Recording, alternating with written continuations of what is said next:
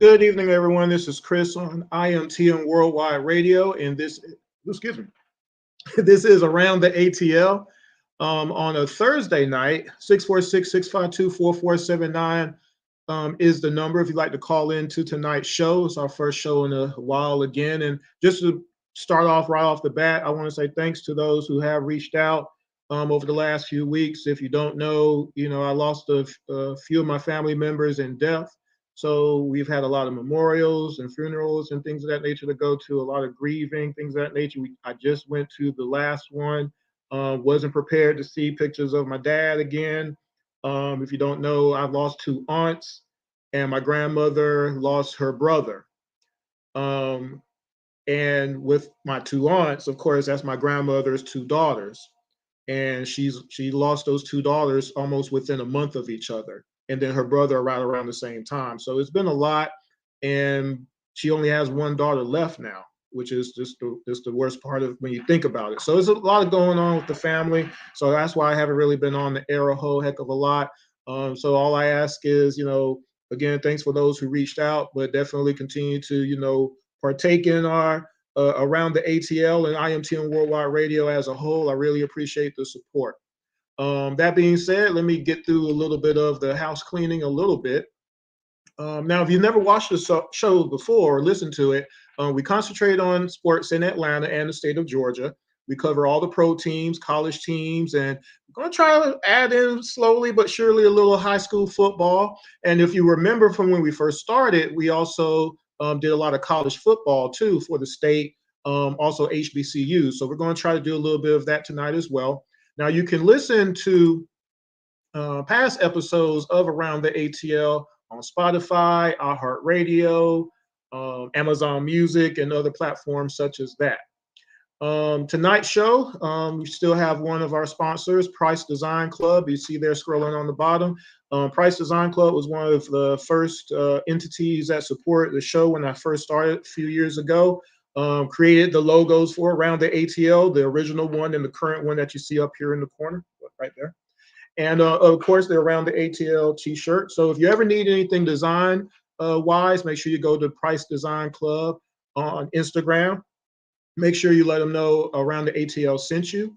If you've ever been to Chattanooga, Tennessee, make sure you go and support Scenic City Aesthetics. If you need to feel good about yourself, you need a little spa time, things of that nature, make sure you go to the owner, Majida Giddens, and ask for her specifically. Let her know that again, I sent you. Around the ATL sent you. She was actually on my show, the Women in Business show. I had an interview with her. She's a business owner. I've known her for almost a decade. So especially the ladies, if you want skin, everything taken care of, she's the one to go to for sure. Make sure you also, if you get a chance, visit the new website for IMTN Worldwide Radio. There it is. And by the way, I have noticed that I've seen some order requests in regards to attire, some Around the ATL shirt, hats, things of that nature. Please be patient because of the things I just mentioned with my family. They're kind of busy, but I'm about to fix it. So hopefully by the end of the week, if you want to put in an order and support the show by buying something that has Around the ATL on it, definitely just try to do it later this week. But I am working on it. By the end of the weekend, it should be fixed. Hopefully, we'll see. That being said, 646-652-4479 is the number for the show. I want to go ahead and bring in my co-host for the show. By the way, you can follow on X. I have to say it now, right? Intellect ATL and my co-host Jordan23 ATL on Twitter. That being said, let's go ahead and bring in my co-host. He has been my co-host of the show since the start. It's been 4 years now. He's a writer, avid Georgia sports enthusiast. He has done a lot within the different organizations and things of that nature. But he knows his stuff, and that's why he's on the show. Let's go ahead and bring in Mr. Jordan Jackson. Jordan, what's going on, man? What's up, sir? First of all, I'm not calling that app no darn X, okay? It's still Twitter. Man, look, I'm doing it just because I don't want the people coming from the helicopters busting through my patio window. I'm telling you. And a lot of people I know complain about the name change. It's silly. I agree. But rather than, being upset about the name change, which I'm still not going to call it X. What that just showed me is when you got the kind of money that Elon Musk has and you the boss, you can do anything you want, okay, including changing the name of an app to a letter. So with that being said, man, happy to be back on Around the ATL. We got a lot going on in Atlanta and Georgia sports. As always, football season is in full swing. Got baseball season winding down, get ready for the postseason. We had a little international basketball going on, and all of that. So, with that being said, sir, I guess let's go on and talk about some Atlanta sports.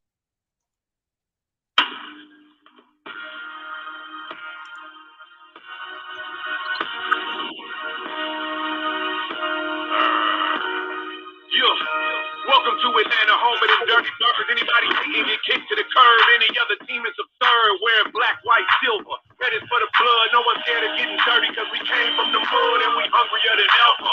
He rides, she rides, we ride together. Birds of a flock, more like birds of a feather. All right, so I haven't played that in a long time. I forgot I had it. So we had a game. The Falcons just played the other day against the. Excuse me. My goodness, Jordan, who did we play? Who did we play, Jordan? My mind just went blank. I'm sorry. We just played the Green Bay Packers, sir. Green Bay Packers. And we had to come back in that game. That game wasn't a sure thing. A lot of people had the team not even winning the game, obviously, because it was Green Bay. But the team showed a lot of grit, a lot of energy. I'm going to show some of that in a second, but right off the bat, for those who might be listening in, 646-652-4479, can the Falcons win the division? Now, some things I want to talk about in this first segment for the Falcons. We want to talk about Ritter. We want to talk about the running game. We want to talk about defense. I do have the depth chart, so I can go through the depth chart with us. But I definitely want to talk about that fourth quarter. And do you believe in the team? Okay. So, and actually, before I get started, last four digits 2654. Don't go anywhere. I see you're on hold. I'm gonna play some clips and then we're gonna get right into it. So the first clip, I wasn't gonna do this in any order necessarily, but let's go ahead and play a couple of clips from the game. Actually, the first clip I'm gonna play is the post-game interview with Desmond Ritter. Let's play that first. Des, can you just talk about how that game was? It was so crazy. You guys looked like you were, kind of down for the count, and then you come back and you just kind of take us through the game from your perspective. Never down for the count. Okay. Yeah, when you see the Atlanta Falcons out there, we'll never be down for the count. We're going to fight until that clock hits zero. So, that's what I'm proud of this team and everyone on this team for not giving up, and just keep going out there and just fight until that clock hits zero. So that's your starting quarterback, letting people know right off the bat. Don't put the Falcons in any dismissive category, whatnot. This is his team. This is how it's going to be. So right off the bat, I think people need to appreciate him just from that aspect. No matter what else, and we can talk about the other things a little bit later. 646-652-4479. I want to play this clip of, I believe, is Bijan Robinson. I think this is in the first quarter, so let's play that real quick. If I can find it. There it is. They're set it down for the Falcons on the toss. It's Robinson. A couple of nice moves. Out across the 45 and still going. Into Green Bay Packers territory. I just felt my ankles break over up here. Oh, my goodness. So he goes, makes one guy miss. And then watch, Darnell Savage. And just keeps going. Bijan Robinson, you cannot coach that. Let's play one. Got to play this one right after one. The toss. Robinson picks up the first and more. So this time the Falcons convert. It's a toss play. Get lined up. Everyone's packed inside. Get it out to your best player in open space. Good things will happen as they get the nice first down, nice pickup, Bijan Robinson. Now, for those who are listening to the video version on Blog Talk Radio, I played the first Bijan run that he had those jukes in the first quarter, and then the second one was the fourth and one play, one of the fourth downs that they went for that he was able to run and get open. Now I'm going to play, I believe, the trick play involving Matt. Let's play that. We told Arthur Smith we had already spoken to Matt LaFleur, but he wanted us to send a couple jabs his way. Some trickery from Arthur Smith. Ritter going deep for Hollins. He's got it. What a nice setup. And Matt Hollins kind of out of the screen. You can't see him, but they had everybody fooled. This was in the fourth quarter. It was 24-12 at that point. Here's one of the next plays that was very important in that fourth quarter with Drake London. Fake to Robinson. Ritter. London. Dragged down by Alexander at midfield. 23-yard connection.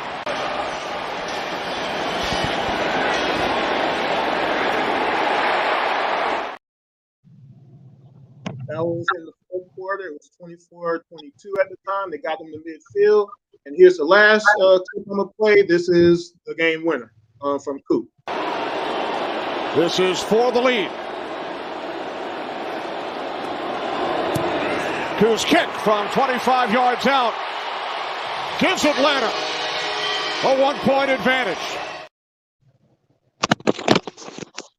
Now, I played all of those for a reason.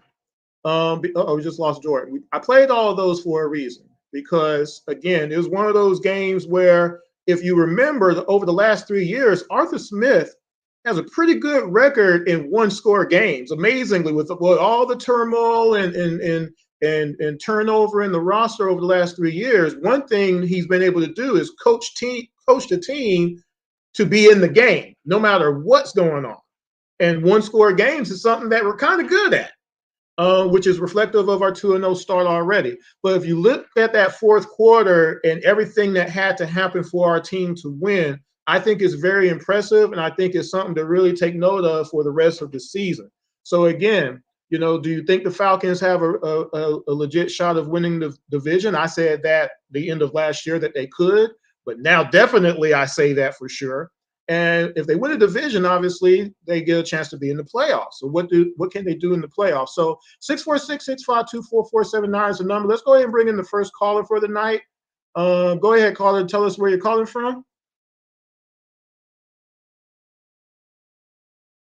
You are live.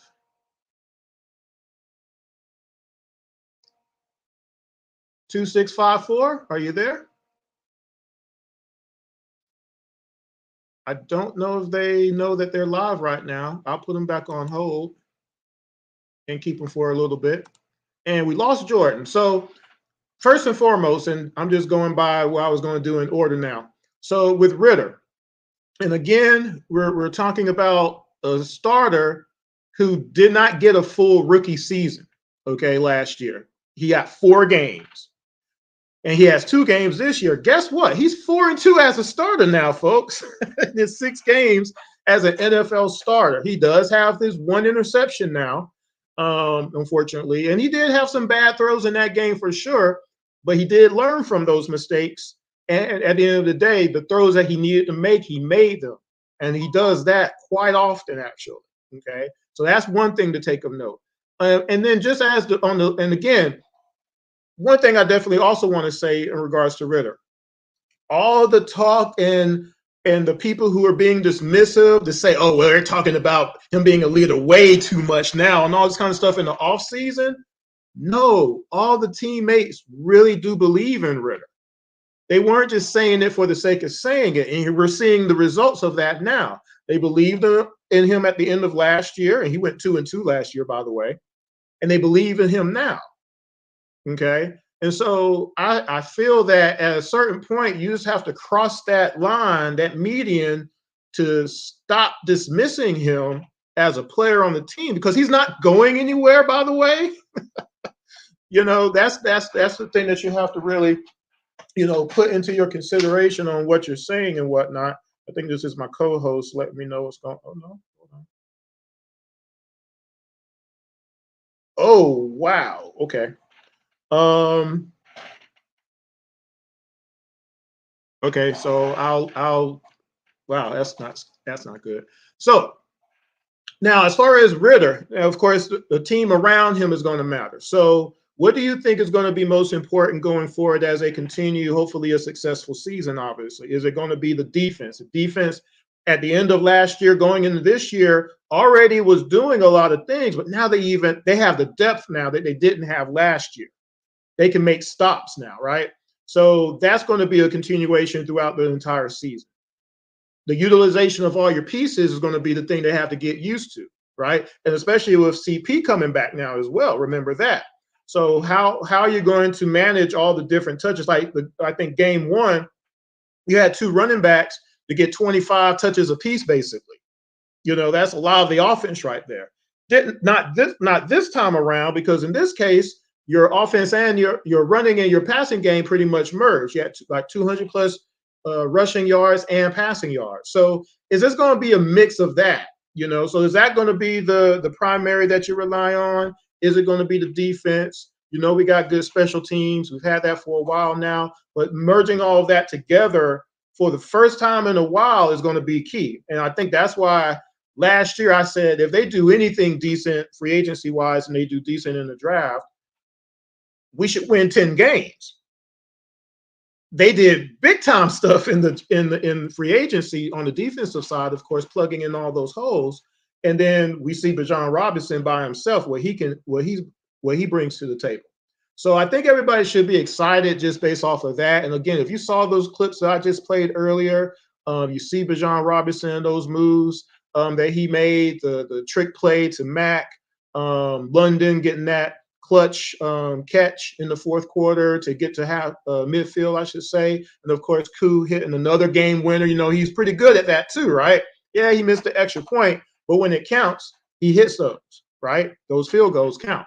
So I think we should be excited about the Falcons. But what do you think? 646-652-4479. You are not.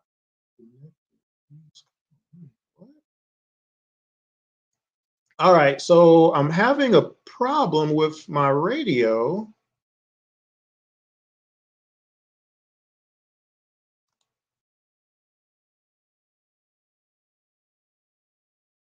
Give me 1 second here. I don't know.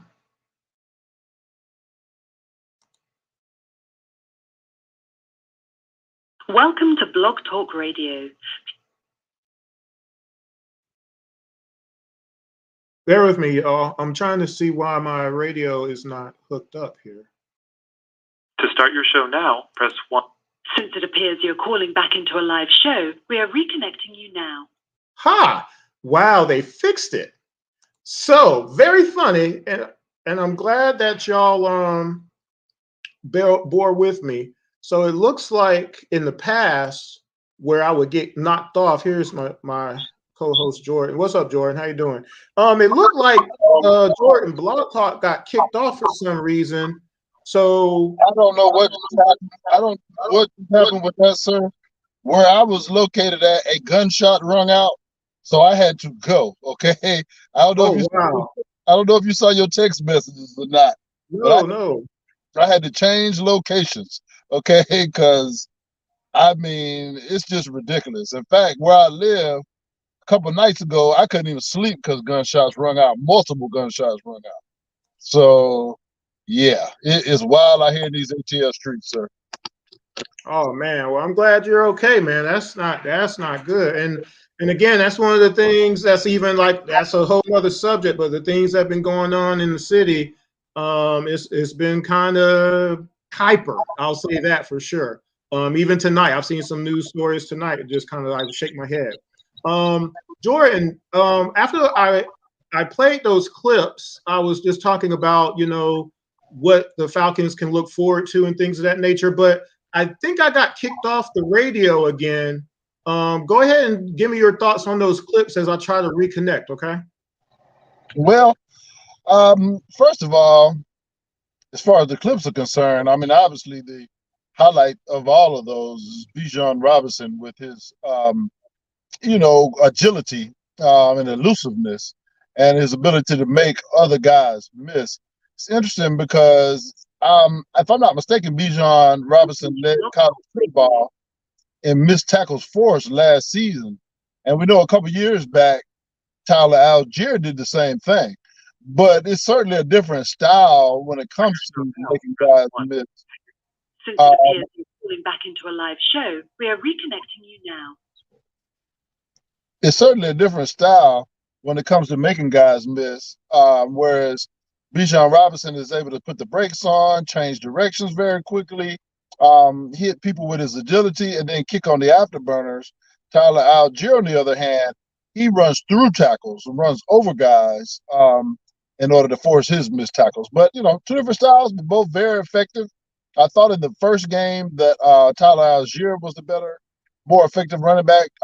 Definitely Bijan Robinson was in his past game. Now, of course, a lot of the fans on Twitter know that I was a staunch advocate of taking Jalen Carter with that draft pick as opposed to Bijan Robinson. And so now they're asking me, well, you see how good Bijan is. Are you going to admit that was the right pick now? No, I am not. No, I absolutely am not. Because I have always been upfront that I felt like both players are going to be great football players. I just value a great defensive lineman over a great running back. As a matter of fact, if you look at the Pro Football Focus grade system, the top two graded rookies through 2 weeks is Jalen Carter #1, Bijan Robinson #2. So definitely think both are going to be great players. It doesn't change my thoughts about team building, but I'm certainly excited on what I'm seeing about from Bijan Robinson. It was also nice to see Drake London emerge after not catching any passes in the first game. Only had one target through his way. That was the Drake London we saw, and particularly the last 4 games last year after we got Osari Mariota up out of there. But he played well throughout the season, even with Mariota, because he was the one guy that Mariota could find sometimes. But as a whole, first of all, I see a question on the screen. Can the Falcons win the division? Yes, sir, they can. I think they can. I think they will, because they have a top 3 running game in the NFL, and we have a top 5 secondary, I would say. And that's without Jeff Acuna even playing a game yet. Obviously Acuna, former, top 10 draft pick in the NFL, top 5 if I'm not mistaken. So he has the talent. Don't know why it didn't quite work out for him in Detroit, but he'll certainly be a welcome addition to the secondary. Jesse Bates has been fantastic, worth every dime we paid for him so far. He is a Pro Bowl safety, and he's out there showing it. Had 2 interceptions in the first game, was also all over the field in this particular game, making plays. And A.J. Terrell is just tremendous. There's a clip out there on Twitter that basically talked about how, it was casually discussed, but there's a play where he's one-on-one with the receiver, and he's running stride for stride with him. And the quarterback, of course, sees one-on-one, and he puts the ball up, giving this guy a chance. And he runs with him step for step, waits for the ball to get there, just casually swats the ball away. And, I mean, not much was made of that play, but it was a great play because not very many corners could be side for side, stride for stride with the receiver like that and have the reaction time to knock that ball away without grabbing onto the receiver at all, without doing any type of thing to draw a flag. So, yeah, man, definitely like what I saw. One thing about this Falcons team that I would like to see them do better is get off to a little bit quicker start, because both games we've kind of started out slow in the first half. But, if you're going to be better in one half, it's the second half you want to be better in. And the Falcons have certainly been better in the second half in both of these football games, and particularly that game against Green Bay. I mean, you showed the score. It was a 23-12 in the fourth quarter. And so to come back to that ball game was tremendous. The other thing I'd like to see the team be a little bit better at, though, than we've been this year, and particularly in the Green Bay game, is scoring touchdowns in the red zone. There are a few opportunities we had in the red zone against Green Bay. In fact, one drive, we were first to goal for the 2-yard line. And at that point, I would have gave the ball to Algier and see if he could just power it in. Unfortunately, we didn't go that route and ended up kicking a field goal. So those are my early observations, sir, what I'm seeing so far. I'm definitely encouraged by it. I definitely think we can win this division. I don't believe in Derek Carr and the Yanks. I don't think Tampa Bay can keep up this start they've had with Baker Mayfield. Yes, both teams are 2-0. And, of course, Carolina's already 0-2. We know they're not winning the division. Now, that being said, I don't think 0-2 is the kiss of death in the NFL that it used to be. I think now it's 0-3 since there's an extra game. But still, I don't think Carolina's coming up out of last place by any means. Appreciate those thoughts, of course, Jordan. Just going by the depth chart, Jeff is labeled as the starting quarterback for this weekend, so it looks like he's back. I believe if the rumors are true, Cordell Patterson will also be back. So when you're talking about just depth again, our team just got 2 players deeper just by default. So we should be excited about that. And I believe I know it's the first road game of the season, but I believe the Falcons have a great chance to win this game as well. Detroit is actually going through a lot of injuries on their end. So I think the Falcons, like you said, if we start off fast and take advantage of that, we should be 3-0, right? And then we go from there. That being said, wanted to go to our next segment. We're going to talk a little baseball. We hadn't talked baseball on the show in a long time, actually.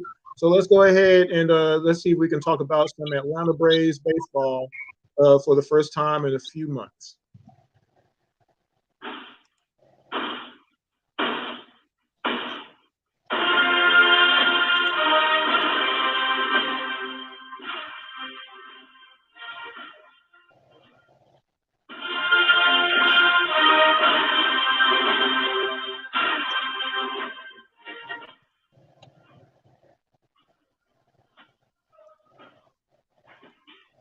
All right, got the good old tomahawk chopper going. So can anybody beat the Braves in a 7-game series? When it gets down to it, that's the question, really, because we know we have the offense. We know we have a starting pitching staff that they've won a lot of games, right? Even though we did have a little bit of a slump, Marlins actually swept us. Phillies took 2 out of 3. That's all right. Braves still have 98 victories. They won tonight, actually. Acuna, right now, MVP. Olsen, right there behind him. Well, again, will this end up in a World Series? That's what's going to count more than all of this. And I think Jordan said it a couple of weeks ago, we were just talking, they can't do all of this and not win the World Series, right? So who would be your playoff starting rotation? That's a question that a lot of people have asked or been talking about. Who's going to be those starters? What's the bullpen going to be looking like? Things of that nature. So we could talk about that. 646-652-4479. If you're a Braves fan, hopefully you are. Let's talk about that. Jordan, your first thoughts in regards to the season thus far. Again, we hadn't talked baseball in a while. And by the way, y'all, I apologize earlier. Y'all heard that a little bit in the background. I'm simulcasting my live stream along with the radio version of Around the ATL, and for whatever reason the radio got kicked off a couple of times, so I had to try to reactivate it. So if you heard that in the background, I apologize. So Jordan, the Braves right now, of course, we got the best record in baseball. We have the best offense in baseball. We have the best offense the Braves have ever had, by far. Acuna is having a legendary season. No one is doing what he's done before. And then you got Matt Olsen, who's breaking Braves records as well. You got everybody else in that lineup. And in fact, let me pull it up real quick. The Braves won tonight 10-3 against the Nationals, that terrible team there. Let's see. Ronnie didn't really have a great night. He went 1 for 6. But Ozzie had 4 RBIs. He went 4 for 6 tonight and a home run. Austin was 3 for 5. Matt was 2 for 6. He hit another home run. Acuna, he had an RBI. Travis, he had 2 walks and an RBI and a hit. Eddie was back in the lineup again, and Arcia was 3 for 4. Max, another great start, 6 innings, 7 strikeouts, only 1 walk, only 1 earned run given up. But our bullpen has been really solid, but every now and again you have those little, nicks and crannies or whatever. So right now, what do you think is going to be the focus in the stretch run, Jordan? Is it going to be matching up the bullpen and seeing who's going to be those guys? Or do you think it's going to be, we know Max and Strider are pretty much going to be the 1-2. I don't know which is the order. Is Morton going to be the third starter again? Being the veteran that he is and everything. And then who follows him after that? Is it going to be Bryce? Is it going to be Kyle? I really don't think it should be Kyle at this point. Do they just go with a 3-man rotation and go from there? Do you think the starters are going to do 7 innings? I think they need to go push 7 innings and try to guarantee a win, because if you go 5 or 6, I just think that's a broken standard. And back in the day, Glavine wasn't doing no 5 innings. What are you talking about, right? So what are your thoughts in regards to these last few weeks of the regular season for the Braves? I've been disappointed in this recent run. One thing I didn't like here recently was when we won a division, we was pouring champagne. It looked like it didn't look any different than the celebration when we last won the World Series a couple of years back.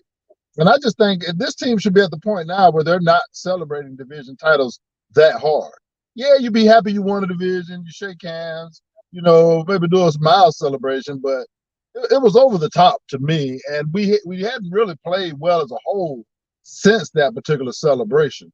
I did see, though, looking at the score from tonight, that Ronald Acuna did steal a base, which was his 68th steal, and so now he is 1 home run and 2 steals away from being the first 40 home run, 70 stolen base player in the history of Major League Baseball. So certainly on watch for that, and certainly think that he's going to accomplish that without any problems. This offense is tremendous, man. It's one of the best offenses, probably in recent years in baseball, maybe of all time. I haven't had a chance to compare numbers with some of the best offenses, but the Braves pretty much lead not just the National League, the entire major leagues in almost every offensive category. We just talked about Ronald Acuna's numbers. Matt Olsen is now at a Braves franchise record, passing Andrew Jones with 52 home runs. Ozzie Albies is now up to 31 home runs. You got Marcell Ozuna with 35 home runs. He still has a chance to get to 40. You have Austin Riley with 36 home runs.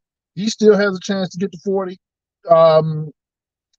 Just tremendous. Michael Harris has been tremendous, on fire. He's got 18 home runs, but we all know that, that's not just the main portion of his game, but he's been very hot lately. The offense really hasn't missed much of a beat. They have a game here or there where they don't score as many, but you're not going to put up 10 runs a night in baseball. But the issue is pitching. And when you ask who's going to be the starting rotation in the playoffs, it's very difficult for me to ask that question. Yeah, the first part of it is easy. I think if you're the Braves, you go with Max game 1. He was your 7-game winner of the game 7 of the World. He was your final game winner of the World Series. So I think you put him out there for sure. And then you also go Strider second, one of the best pitchers in baseball. And then I think you go with Charlie third. After that, sir, I don't know. I want to see Wright pitch a couple more times. I'm hoping that this is just rustiness since he's been out for quite some time, and that before the postseason rolls around, we can see him like it click back in for him. But, sir, I'm going to tell you something. Bryce Elder cannot start a playoff game, sir. He cannot. If Bryce Elder starts a playoff game, we will lose that particular playoff game. He has been awful in the second half of the season. The other night, in 3 and 2/3 innings, he walked 5, gave up 4 runs, and struck out 0. Okay? Yeah. And I'm going to tell you something, Chris. A non-power pitcher, okay, a pitcher who does not strike anybody out, that's also struggling, that is a recipe for disaster in the postseason. Okay. So that's like I said, that's where I'm looking at. It's like after Morton, is Kyle healthy? Because if Kyle is healthy and he's just struggling and he's just rusty, that's one thing. But if he's not healthy and Elder is not there, what do we do? Because we really technically don't have another option. By the way, Matt hit his 53rd home run tonight, by the way. Okay, cool. Yeah, that's a good question, Chris, and it's quite the problem. Because you're not going to be able to just run 3 guys out there over and over and over again. You're going to need somebody else to start a game. I'm really not fond of having to put a game with all bullpen pitchers either. You know what I mean? But at that point, I choose the bullpen game over putting the Elder out there. He just has not looked good since the All-Star game at all. I mean, it's been a consistent thing. Maybe one start here or there, he's been decent, but for the most part, his EA is probably close to 5 now. It was up over 4 for the second half of the season already. So it's probably close to 5, if not over 5, after that last outing for the second half of the season. Like I said, I'm hoping Kyle Wright can get it back. If not Wright, I mean, maybe you give one of these younger guys a chance to shine. Maybe like a Darius Vines. I don't know. You know what I mean? He's been his one start. He was very good. He's been pretty decent out of the bullpen. He gave up a couple runs a time or two, but some guys are just starting pitchers, and it's harder for them to get used to coming out of the pen because they're used to the routine of starting every 5th day. So, maybe the only reason I even really make mention of it, I don't want to see no bullpen games in this playoffs. I think that's just I really don't either. But I'll take bullpen over Bryce Elder, man. I'm telling you. A guy who doesn't strike anybody out power pitching already is king in the playoffs. It's why John Smoltz has more wins in the postseason than Greg Maddux or Tom Glavine. And so when you got a guy who's just pitching the contact against these good teams, number one, it leaves you open for, even when they don't get good contact, you can get a bloop single, a little flare, you know what I mean, into the outfield. It's a recipe for disaster. So I really don't know. Unfortunately, Michael Soroka went down again and is out for the season, so he's no longer an option. And then the bullpen, I mean, Iglesias has been great lately. You know what I mean? I have no issues with him. Our bullpen is a top bullpen for a few exceptions here and there. It's been pretty solid this year. Yeah, it just depends, man, which pitcher you're talking about. You know what I mean? Tonkin, he's decent, but an ERA up over 4 in the bullpen is a little. That is one pitcher I don't want to see in the playoffs. Actually, you named one of them. I mean, Kirby Yates has good numbers, but he has these times where he comes out there and can't really get anybody out.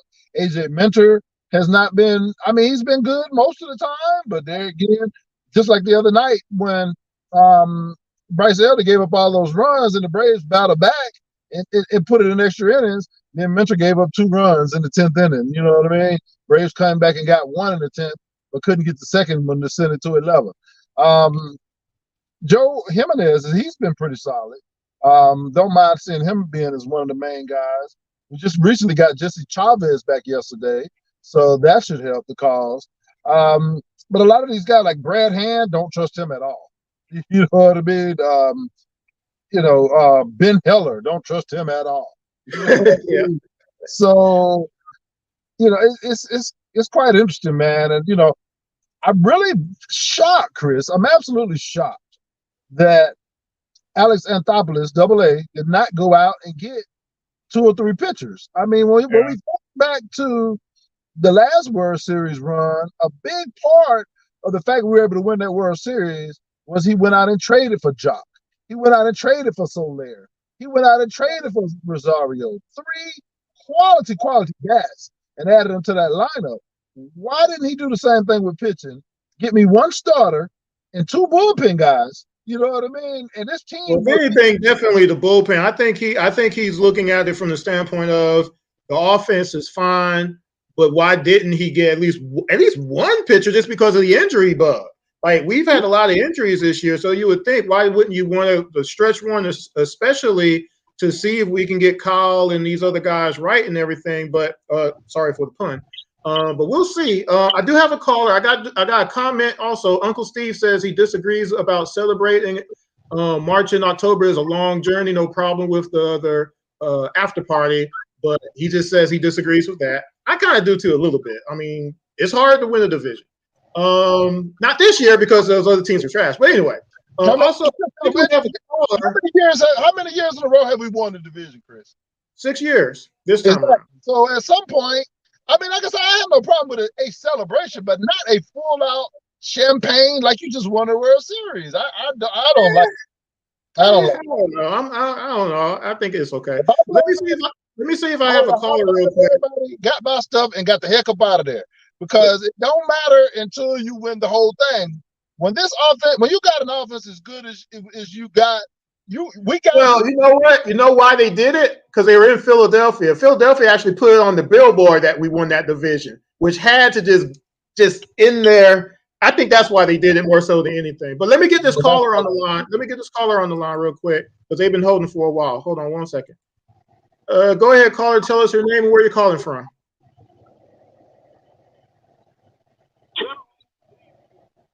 Hey, John, what's going on? Turn your volume up just a little bit, if you can. Okay. All right. How about that? There you go. That's perfect. How you doing, man? Gentlemen, doing pretty good. I heard your discussion on the Braves, and although I'm not a avid baseball fan as I am a football and basketball fan, one thing that I do want to say, I kind of agree with Jordan on the Thank you.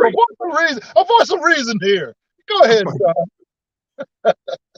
Instead of champagne, how about apple cider?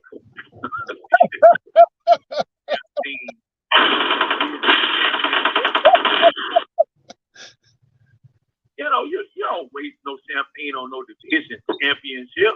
Thank you. And the thing is, and this is just my opinion, gentlemen. This is just my opinion.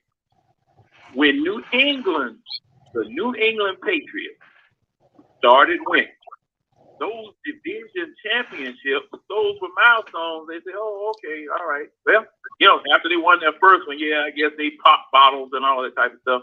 But after they started winning them all the time, it got to be not the end of the mission. That's not the end of the mission. Well, celebration doesn't make it the end. And one thing that Uncle Steve had mentioned also, 162 games is a long doggone season. So you got to take that consideration, 16, 17 games, and the regularity of the AFC East being a trash division for the most part. And what the Braves have gone through over the last few years, I think it's warranted to be able to celebrate as you want to celebrate, because nobody else stops you from celebrating like you want to celebrate. That's just me. 16 or 17 games of football is 10 times more taxing on the body than 162 games of baseball. Okay, no, what it is when you become a frequent winner, you've been there before.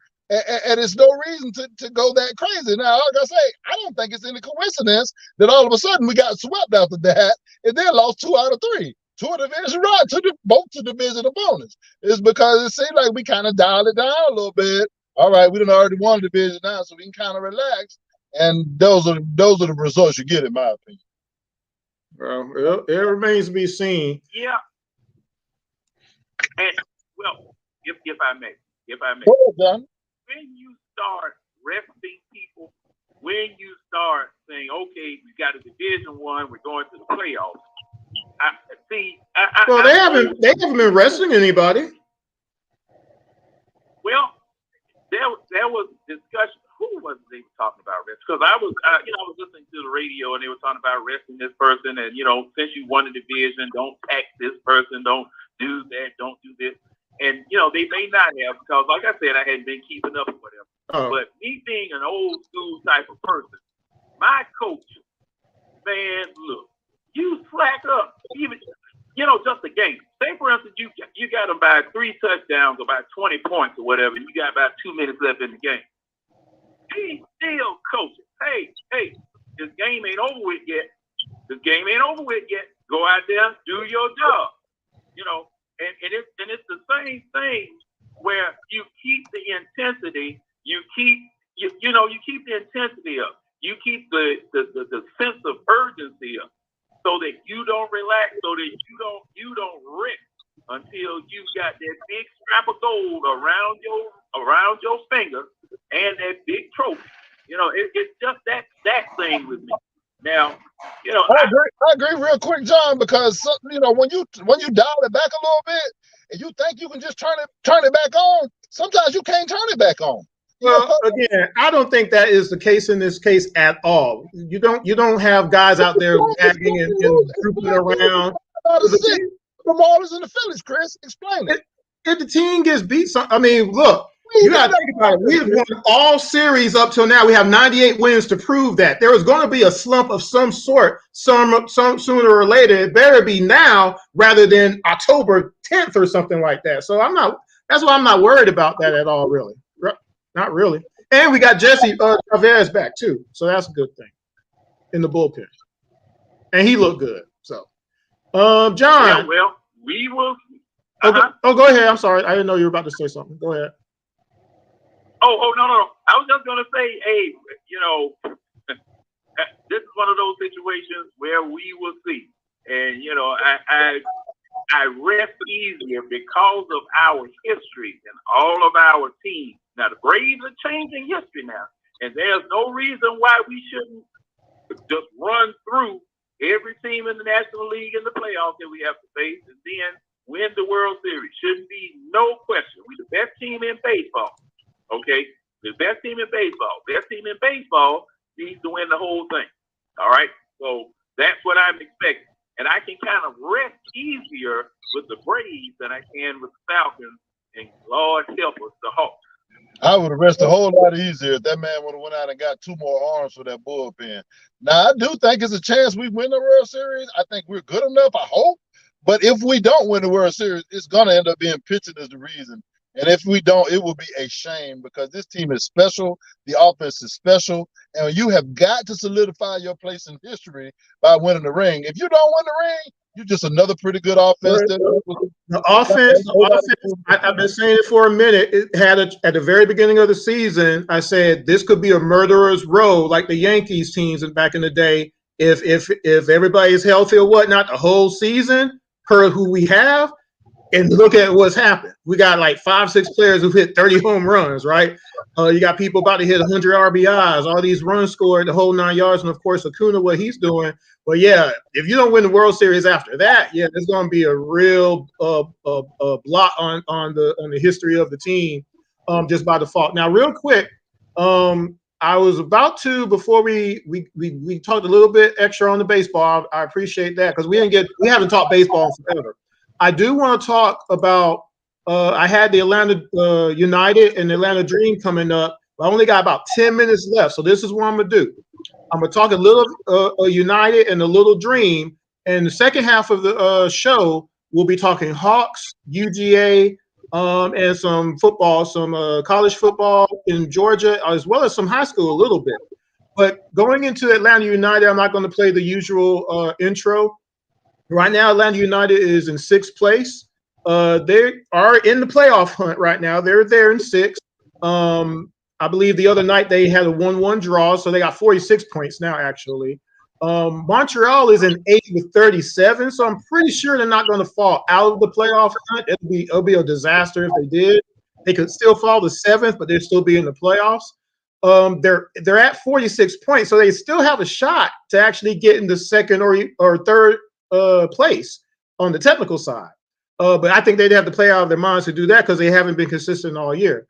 Armada has 9 goals this season with 13 assists. Georgios Giancoukmakis has 13 goals on his own. So those are the guys that we rely on the offensive side. Guzan is still the goalkeeper. I don't know how much more he has left in the tank. Does anybody think Atlanta United has a legit shot to, not just make the playoffs, but have some kind of a run?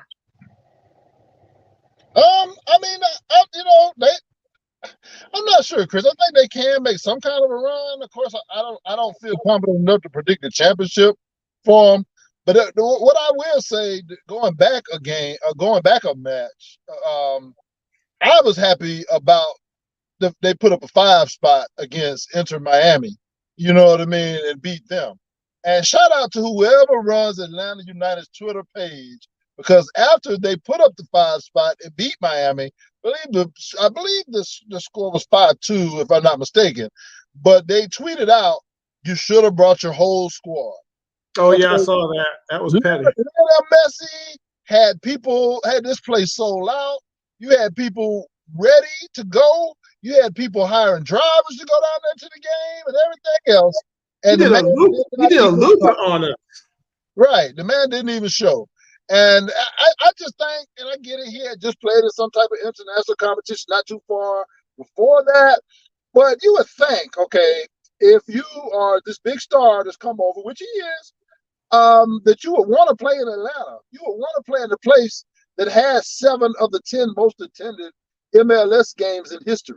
You know what I mean? Like, rest somewhere else. Why would you rest here when this is basically, the best soccer fan base, one of the best soccer fan bases in the United States? In fact, USA Soccer has now moved their headquarters to Atlanta. They're going to be training here and everything else. So the fact that Messi did not play here was very disappointing, and I was happy to see Atlanta United punish them for that. Yeah, it was much deserved. And again, I think momentum is going to go a long way, whether or not they can have any kind of a run. Like I said, I just stated, they should make the playoffs at this point. I think they're pretty solid as far as their placement, but it's going to be a matter of, can they get hot and keep that up for a match or two? Can they get a home field advantage of any kind? That's why I say they're going to have to move up a little bit to be able to do that, obviously. Can they win on the road at all? So I think more so than the last couple of years, I think this team is a lot better than those teams for the first time in a while. We can kind of say that. But they got to continue to try to not end up in these draws. So these draws this year is what really hurt them this season, just not being consistent. So we'll see how it goes. But I wanted to make sure I got me a little Atlanta United talk in before the top of the hour, which goes into my last segment, unless you got something real quick. Well, just real quick, when you look at the points, Atlanta United has 46 points. The number 2 team has 50. You know what I mean? So that's what I'm saying. I mean, the gap is right there, but it's like they just haven't been consistent.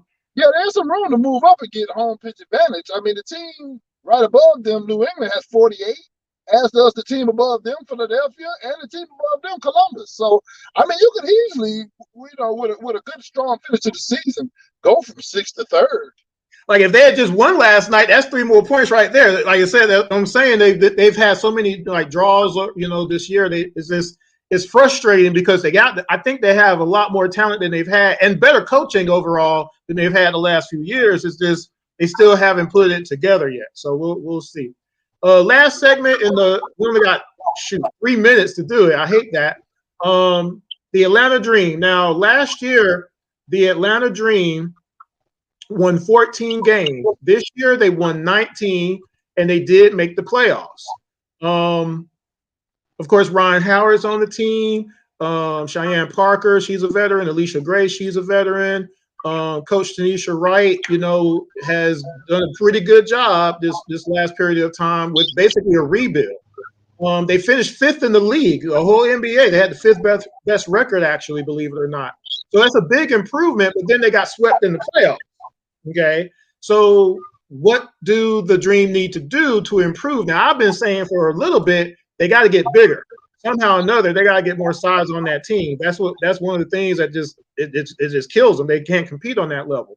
But the other skilled players they have on the team, I think they got a lot. They just got to, again, put it together against some of the bigger teams. They got to figure that out. Jordan, what do you think they have to do to try to get over the top finally to, get competitive and make it through the playoffs? I agree. They do need some ladies with some size that can bang inside. That seems to be sometime a theme around here with our basketball teams. But I would agree with that. The other thing that I would like to see is better point guard play. Ryan Howard leads the team in assists with 3.5. Yeah, I would like to definitely see better point guard. Ari McDonald, 3 assists a game. She's more of a defensive type player, more of a pest, probably like a Patrick Beverly of women's basketball type deal. I would like to see a true distributor. You know what I mean? Somebody who can really get the ball to Ryan in her spots, as well as to Alicia Gray in her spots, and allow them to thrive. It's one of those things that was a conundrum to me, Chris. And I understand players are going to go out there and compete and win. I get it, but it's a little disappointing that we're not going to have any shot at getting Caitlin Clark at all. You know what I mean? Because in this star-studded, when you look, you have teams like the Las Vegas Aces that are stacked full of talent. I mean, they're a super team of the WNBA. It's like you want as much ammo as you can when you know that's what you got to face ultimately to win the championship. And so I don't know, what they're going to do to improve. They have to figure something out, whether it's trading their pick from this year along with some other things to try to get, that point guard and a good big or a good big. But, there definitely are some positive signs. Ron Howard is a straight-up baller, okay? Let's get that part straight, okay? What was it, 36 points in one of the playoff games, I think the first one. She's outstanding. She's an outstanding player. And when she really puts her mind to it and attacks, she's one of the best players in the entire league. 646-652-4479. As I mentioned, this is our first show in a while. And if you never have listened or watched our show, we talk all Atlanta sports as much as we can, depending if we have time. But we'd like to have the callers call in, and whatever they like to talk about, we'll switch over and talk about that. But we'll sneak in everything else right after that. So what we're going to do is we're going to take a quick break. Like I said, top of the next hour, we're going to talk some Atlanta Hawks and get into some other football talk, and we can come back and talk some Falcons or Braves if you want. Again, appreciate everybody who's been listening to the show for a while. Make sure you visit the imtnworldwideradio.com website. But in the meantime, we're going to, like I said, take a little bit of a break, and don't go anywhere. This is Chris on Around the ATL. Be right back. We're listening to Around the ATL with Chris and Jordan. We'll be right back with more Atlanta sports talk.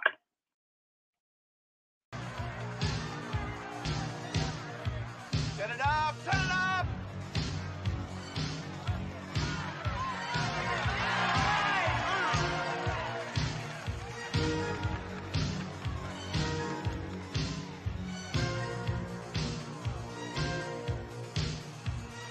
Ray!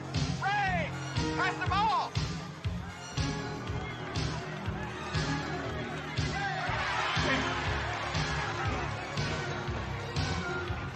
Ollie, going for Ray. Now, move! Come on.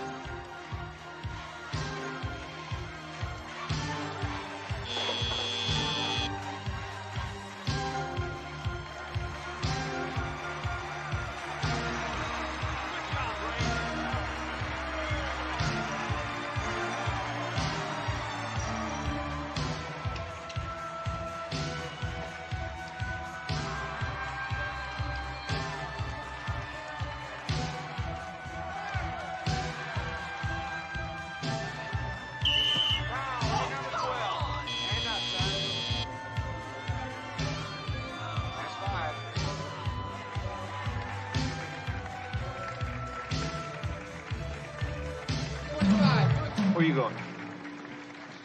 In the game. Sit down. What do you mean? We gotta have 5 out there.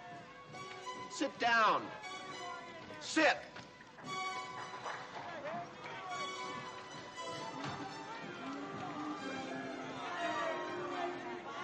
Coach, need one more. My team's on the floor. Okay. What are you trying to do?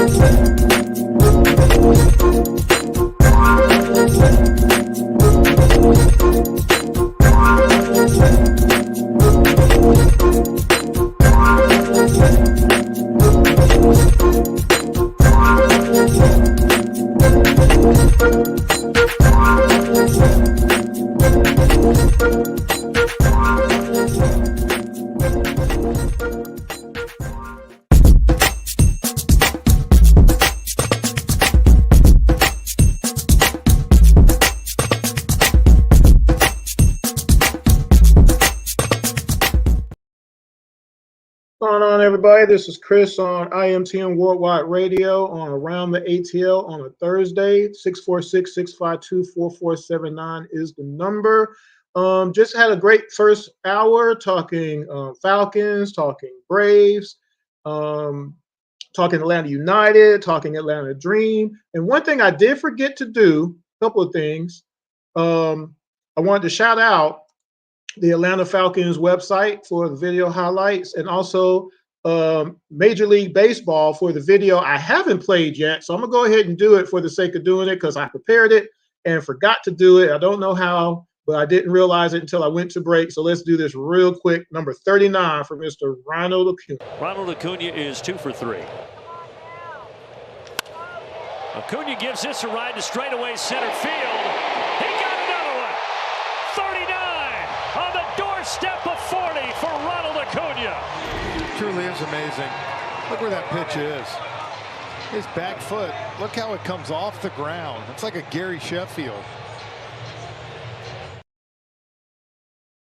Where that pitch was, and he hit it dead center. Man, it's crazy. So I just wanted to make sure I did that before the night is out. Now, back to top of the hour. Tonight, we're going to finish the show talking Hawks basketball. But also, we're going to talk a little UGA, a little high school football, a little Georgia college football here and there and whatnot. But as far as the Atlanta Hawks go, you know, a lot of stuff happened this past year. And, you know, this offseason was possibly primed to be a big one. And we can see that it wasn't really. So we're going to talk about that. And to get that started, let's go. We haven't. Oh, wow. Here it is again. Something is going on with the system. Let me try to fix this. Give me 1 second, Jordan. I'm going to try to pull this together. Uh-oh. Is it going to let me do it? Welcome to Blog Talk Radio. I'm not sure why we keep getting kicked off, but I'm going to try to fix it. To start your show now, press. Since it appears you're calling back into a live show, we are reconnecting you now. All right. So, well, yeah. So I was off the air that whole time. That is terrible. Like I said, I'm simulcasting my radio in the live stream, and again, it's for some reason it keeps getting kicked off. I don't know why. So that being said, now I can actually start officially the Hawks segment if I can get this to work. Let's see if we can get it to work.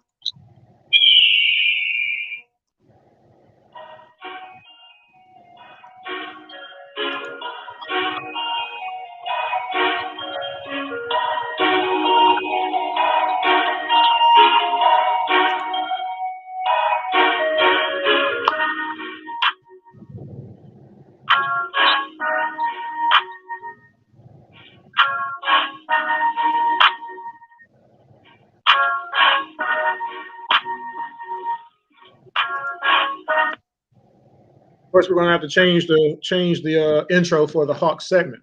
Anyway, Hawks 2023. What are they going to do? What can they do? Did they do enough in the offseason? You know, there were some trades made. We had a draft. We did get a couple of free agents. Did the Hawks get better? Are they the same? Are they worse? We need to make that determination. The Hawks do have open practice October 9th. The season starts October 27th. Will you be there? Make sure you try to support the team as much as possible because it's going to be a big year no matter what. This is a pretty monumental year for the Atlanta Hawks when you look at it overall. It's the 6th season of Trae Young. And if you've noticed my posts and things of that nature over the weeks, you know how I've kind of iterated how big a player Trae is in the landscape of the NBA. But added to that, what has the team done to see if we can get over this hump for good? Not being a play-in team over and over again, being higher than the 6th seed. Can we start winning the division every year? You know, that goes into your playoff seeding as well. So What has to happen? What do you think? Call into the show, let us know, or on the messenger like Uncle Steve did, 646-652-4479. And definitely, please make sure you subscribe to the IMTM Worldwide Radio YouTube channel. I appreciate that. And again, if you go to the IMTMWorldwideRadio.com website and you try to make a purchase with some Atlanta around the ATL gear, give me to the end of the weekend and hopefully it'll be fixed and you can start buying stuff. Jordan, what are your first thoughts as we get started with this segment? Did the Hawks do enough this offseason? In one word, no, absolutely not. Are we a better team than we were last year? On paper, no, we are not. Now, do I think we'll have a better record than last year? Yes, I do, because we actually have a better coaching staff for a whole season.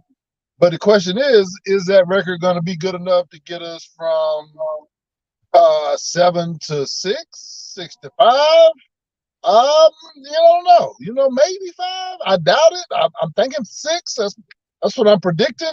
Because I think technically we were the AC technically at the end of the regular season, but we beat Miami to get to 7 into the playoffs in the play-in game. So I think we can go from 8 to 6. I think that's very doable. But overall, no, I don't think this team is better. And I hate to be Mr. Negativity, but I just don't see how getting rid of John Collins and bringing in Wesley Matthews and Patty Mills, I just don't see how that makes you a better team overall. I like Wesley Matthews. He's a good perimeter defender. His three-point shot these last couple of years hasn't been what it was previously, though. So, whereas you kind of need a two-way player at that spot, you get more of a defender, just not really a good shooter anymore. And I really don't know where he's going to play or how much he's going to play because there's a lot of guys in front of him. Patty Mills, I think he's great in FIBA play. I think he can come off and give you a spark off the bench. But, I mean, if he's playing, that means your rookie first-round draft pick, Kobe Buffkin, probably isn't playing. You know what I mean? So, I think we'll be better. And I see another question popping across the screen. Who should the starting center be? I'll answer that. It should be Onyeka Okongwu. Because I like Jalen Johnson a lot as a player. I like his versatility. I think, his passing ability is going to help the ball move even better with that starting unit if he is the starter.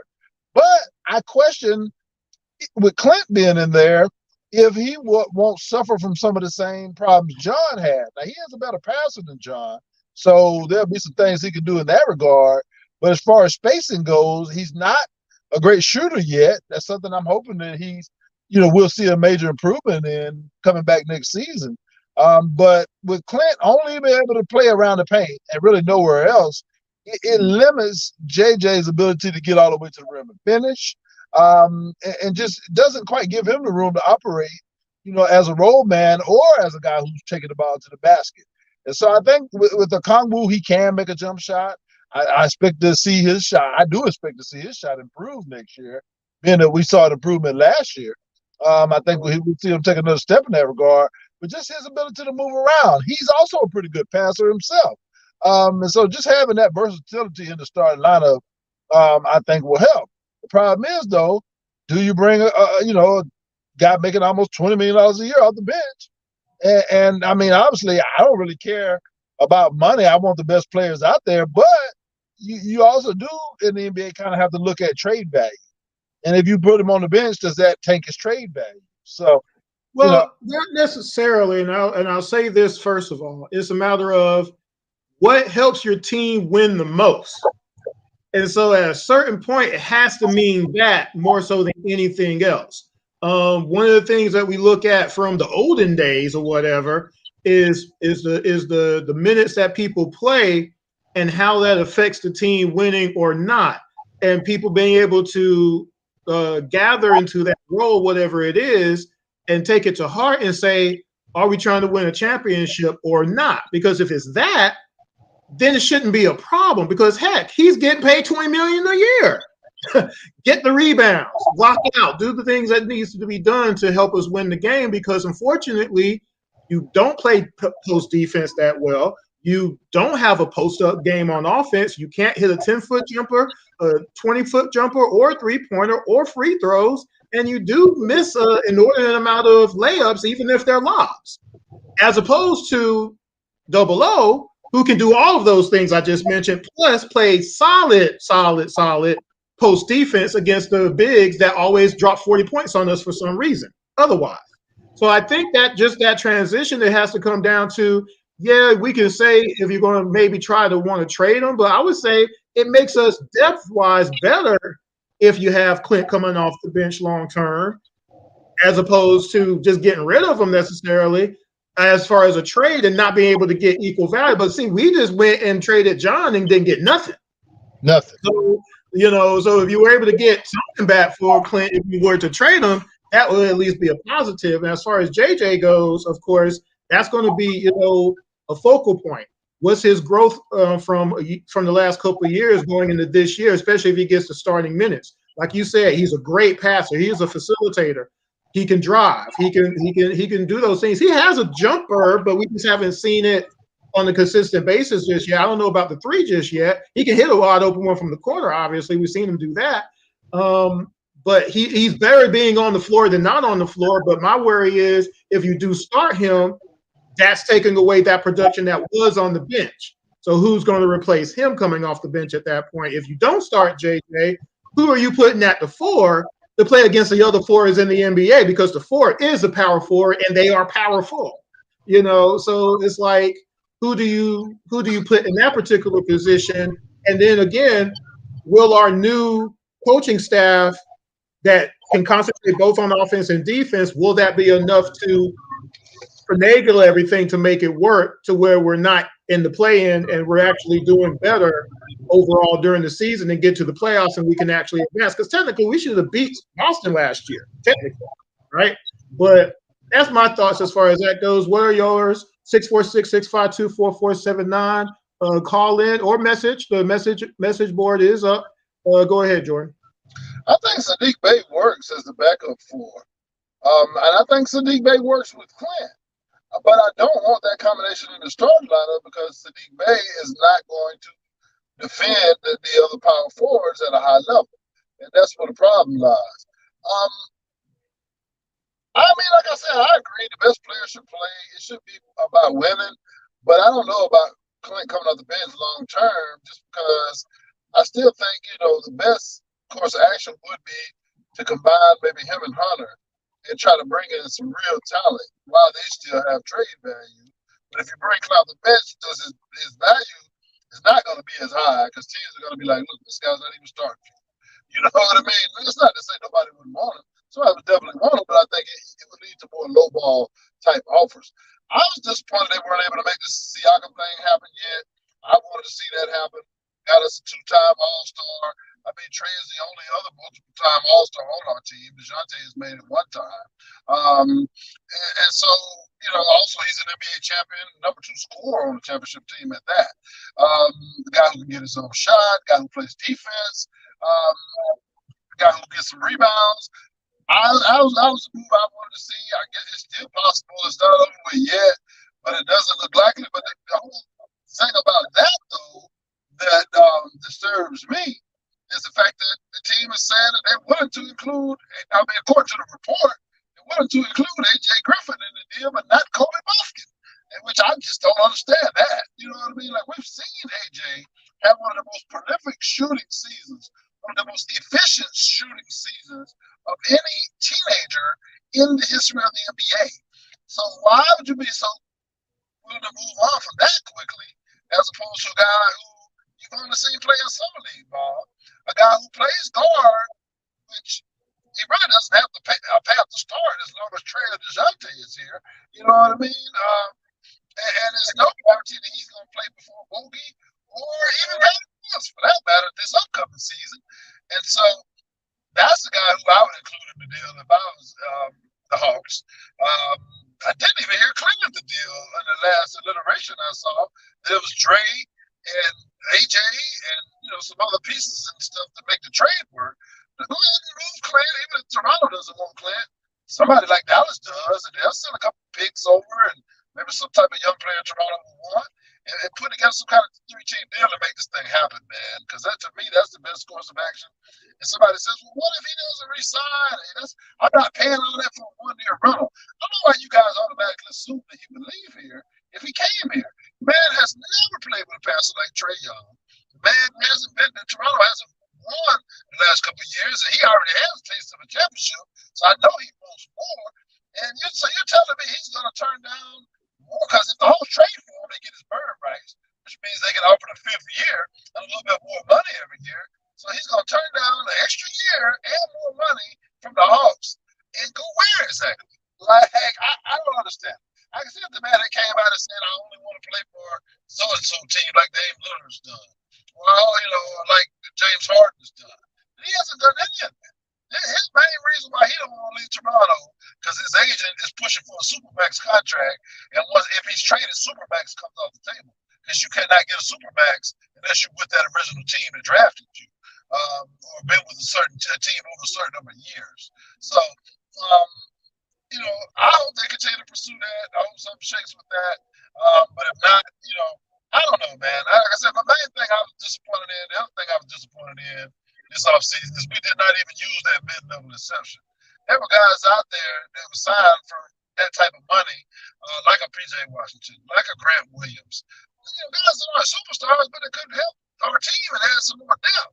And, on one hand, Wrestler tells me he wants to win a championship and give bags for a championship level team. But yeah, he doesn't seem to even be letting his guys go out and spend. I mean, we could have actually spent a mid-level session and not been over the tax. So why wouldn't you use that asset to add even more depth to your team, even if it's somebody who you trade down the road? You know what I mean? It gives you another piece to trade. So, that being said, I am high on this team as a whole. I don't think that we can, maybe get where I'd like to have seen us go. Like, if we get Siakam, I think we can be a top 3 seed in the East. But without making a move like that, I think we're probably 6, maybe 5, best case scenario, if everybody stays healthy and plays up to their potential. At the same time, I do expect a career year out of Trae Young. I think we're going to see his shooting go back to what it was, not this past season, but the season before that, if not higher.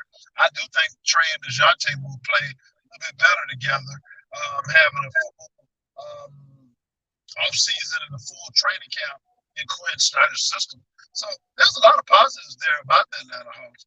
I would just like to see them add that one more piece and push them into a team that's getting home court advantage every year in the first round, and to push them in true contender status. 646-652-4479 as we talk some Hawks. Jordan, just for you to check your volume, it was there, but for whatever reason, it was I didn't want you to lose your thought, but check your volume just a little bit. It was kind of scratchy or something like that. As Jordan was mentioning in regards to, the Trae and DeJounte pairing, this is going to be a big year, of course, for Trae to kind of continue to follow up. He's having a historic run as a point guard in the NBA, period. Okay. Again, if you listen to some past shows where I broke it all down, like in very detail of some of the historical numbers that he is putting up right now, this might be his best season ever coming up, especially because I feel that, our new head coach, Coach Quinn, is going to put us in a position of actually having movement in our offense for the first real time and actually having a motion offense. And if you do that, Trae could have 12, 13 assists a game this season. Okay. And if he does that, watch out, because there's no holds barred at that point. So I'm really excited just on that aspect more so than anything else. See another year of DJ being in that lineup, seeing AJ Bogey participate in that lineup. But what will the rookie do if he gets any playing time? Kumo G, that's going to be, pretty cool deal there. But again, this is going to be an overall how everything is going to mesh. Do they do anything going into the trade deadline? Type of a deal. Will things work out to where they can maybe make a move at that point? Because like Jordan said, we had that mid-level, but at this point it's October at this point. And to find out that Siakam deal basically did not happen because of a player that he hasn't played yet. That was very, different. Let's just say that. I'll try to be like that. That was surprising, if anything. So I say be excited about the season, obviously, though, because this is a big season for the Atlanta Hawks. You know, this is a monumental season. I'm not even going to sugarcoat it. This is a big season for the Hawks. So that being said, we can talk Hawks a little bit later if you want to call back in 646-652-4479. I apologize for whatever reason the radio portion keeps going down, but I continue to try to adjust. You can always message in on the YouTube channel, IMTN Worldwide Radio on YouTube. Next, I don't have any music for it. Go ahead, Jordan. Real quick, one final thought on basketball. And this goes back to what I was talking about a couple of weeks ago when we were last on the air. I'm not quite sure who exactly is responsible for this roster for USA basketball, but I'm pretty sure Greg Popovich has something to do with it. So Greg Popovich, you big dummy. Steve Kerr, you big dummy. You had a chance to have the best point guard in the NBA on that Team USA squad, and he openly campaigned on his podcast, on other interviews, and said he wanted to play. He was in the Team USA system, youth system, as a young man. But yeah, for some reason, you did not want him on this basketball team. And now look at you. You ain't even got a bronze medal to show for it. You big dummies. Okay? Poor Ant, man. He was out there playing his heart out. And they just did not have no help. Jaron Jackson Jr. around here getting 2 rebounds a game in international competition going up against traditional big men. Bobby Portis is on the team. Austin Reeves is on the team. And all of these guys just I left this one alone. I didn't even want to talk about it because it would just get my blood pressure up. I talked about it too much. I posted it a whole bunch of times, so I left this alone. I might talk about it the next show or whatnot and break it down. But yeah, it was pretty embarrassing to see the team go down like that in flames, literally. Just cause, basically. It wasn't no particular reason. It just cause, you know. So. 39 points in the game that kept you from getting the bronze medal. Then before that, you get killed by Dennis Schroeder, but you didn't want the guy who took Dennis Schroeder's job on the team. I hate to see the USA lose because I am a fan of USA basketball. I root for my country. But unfortunately, I have to keep it real in this situation. You got what you deserve, guys. Guys who selected that team, you got what you deserve. Because you should have invited the best point guard in the National Basketball Association. Exactly. That's perfect volume now, Jordan. You're straight now. I don't know what you did, but you did something. I did nothing. Well, it's perfect now. So we don't have any music for this. I said a couple of months ago that I was going to start doing some high school participation for our schools. Now, right now, tonight, all I'm going to do is talk about some rankings. But eventually, I'm going to kind of pick out some regions and things of that nature, probably closer to Atlanta than anywhere else, more than likely. But just to kind of get this started, just to let y'all know, for the nation, Buford has the 6th best team in the nation at 4-0 right now. Okay, so just to let y'all know that. But as far as the state of Georgia, they're number 1. Okay, so you got Buford, Mill Creek is number 2. Walton is number 3. Langston Hughes is number 4. Colquitt County is number 5. Carrollton is number 6. Parkview number 7. Thomas County Central is 8. Rabin Gap Nakuchi is 9. And Biddington is number 10 in the state at 5-0. Eventually, like I said, as I go through regions and kind of just see where and who people are and things of that nature, I'll start doing the scores every now and again. It'll be after Friday and Saturday, obviously, or whatnot. But if you are either an alumni or you got kids in some of the schools and you know you're in a powerhouse school, message us, send us something. You can hit us up on Twitter, Intellect ATL or Jordan23 ATL. Now he got me saying on Twitter, X, whatever it's called. Of course, you can go to imtnworldwideradio.com or Instagram or Facebook, IMTN Worldwide Radio. Let us know what high school teams you would like to, kind of keep up with on a week-to-week basis as the high school season goes, and we'll do that. Jordan, I don't know if you have any high school talk. This is our first segment doing it. Go ahead. just a couple quick notes on those rankings. That number one team in the state, Buford, is led by Dylan Rayola, and he is the number one quarterback recruit in the nation, committed to UGA for the next class upcoming. So that's a big reason why Buford is the best team in the state. And I've seen some highlights, man. I mean, saw one play where he almost got sacked and somehow got the ball out, and it traveled about 40 yards in the air directly to the receiver for a completion. So the kid's extremely talented. Looking forward to seeing how Buford finishes their season and what he does in regards to once he gets to UGA. And also, shout out to the couple of South Georgia. We talk about near Atlanta, but I'm a South Georgia guy originally, and I know more about high school down there than I do about high schools up here, especially me not having kids. And so, shout out to Concord County. South Georgia squad is in the top, near the top of the rankings. Always been a good football team. Even back when I was in high school, they had a good football team. And also, same with Thomasville Central, another 229 area code school, South Georgia, team that I played against in basketball coming up as well. So just wanted to recognize those few schools as well as the young man, Dylan Rayola, for what they got going on. Appreciate that. Now, do me a favor, Jordan, because for whatever reason, I keep getting kicked off here. And right now, I'm not recording on the radio. So let me see if I can get that back up. If you want to do a missed point from earlier in the show before we talk about the Bulldogs. Welcome to Blog Talk Radio. Yeah, I don't know what's going on with Blog Talk Radio there. We doing Fred Sanford references, so I may have to go see who's in charge of Blog Talk and see if they want 5 across their lips. But you're calling back into a live show. It's bad. It's never.